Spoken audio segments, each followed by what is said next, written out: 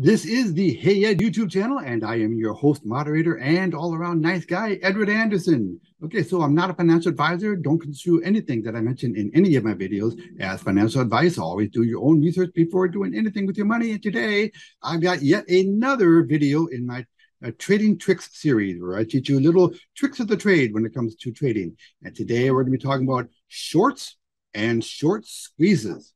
Okay, now, if this is the first time that you've heard about shorting, it might take a little bit of mental gymnastics for you to wrap your mind around this concept. But shorting is a very valuable tool in your toolbox as a trader. One of the big advantages that we have as traders over investors is that we can make money in both directions of the market. If the market wants to go down, or if a particular stock wants to go down, that's fine by us. We can make money on it. So right now you're saying, how can I make money on something that's going down? Because investors can only make money in one direction. They need it to go up. Okay. Now the formula for making money in anything is the same. All right. Buy low, sell high. Right.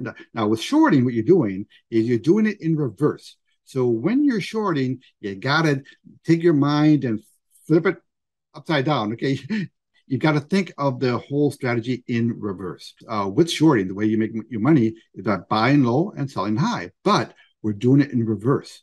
What we're doing is first we're selling, and then we're buying it back at a lower price and making our profits. All right. So right now you're saying, well, how can I sell something that I don't own? Listen, for now, just trust me, you can do it. If you're on a trading platform, there's a button that says short, and you can short the product and then buy back a lower price. All right. Now, not all products are available for shorting, and you'll learn which ones they are. But we're talking mostly about stocks, right? So let's take a kind of a practical look of how shorting would work. Okay, so here's a chart of a stock that I showed in a previous video, and I give you an example of where you would short.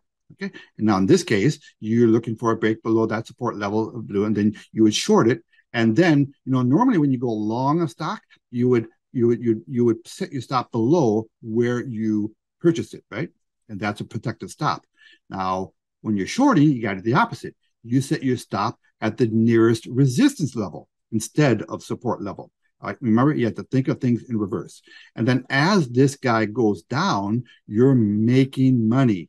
All right. So unlike investors in this situation who are losing money, you can make money on this stock going down. Okay. So one thing you should know about shorting. Okay. Now, when you're going long a stock, by the way, when I say going long, that means you're buying it and then you're selling it. That's called going long. And in shorting, we're doing the opposite. We're going short. We want it to go down.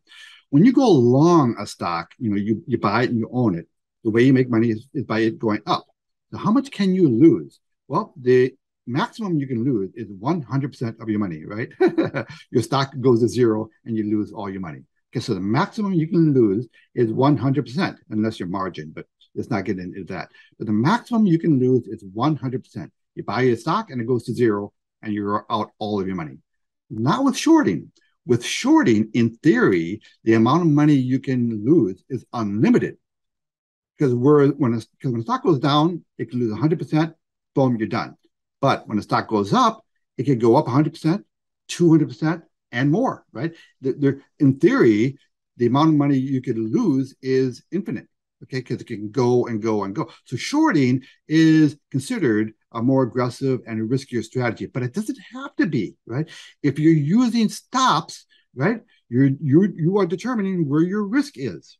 Now, unless you're holding things overnight and over the long term, you run the risk that a stock could gap up, against you. Right? So there is, that risk. But as long as you're using stops, your risk in shorting should be exactly the same as going long. All right. Okay, so let's talk now about short squeezes. So when you short the stock, right? That means you sold it. Then you have to buy it back at a lower price. So what you're essentially doing is borrowing the stock from the street, right? And telling them, okay, I promise I'll give it back to you at some point in the future. Then it goes down, so you buy it back. That's called covering your shorts. When you buy back the stock that you had borrowed to short, you buy that back. That process is called covering your shorts. what is a short squeeze? Well, when you have a lot of people who are short the stock, I mean, at some point they have to buy it back, right? Remember, their risk to the upside is unlimited because a stock could go up a lot more than 100%. It could go and go and go. So when you have everybody who's short a position starting to cover their position at the same time, along with the regular buyers who are just doing the regular vanilla buying, the combination of the regular buyers and the people who are short the stock covering their position creates a squeeze, right? So you have everybody heading for the exit at the same time, right? And that creates what we call a squeeze, right? So you get abnormal moves in those positions. Now, when you have a stock that, say, everyone was expecting a particular piece of news, all right? So the street was short. Okay, so the consensus on the street was we think it's going to go down. So there's a large short position in a stock.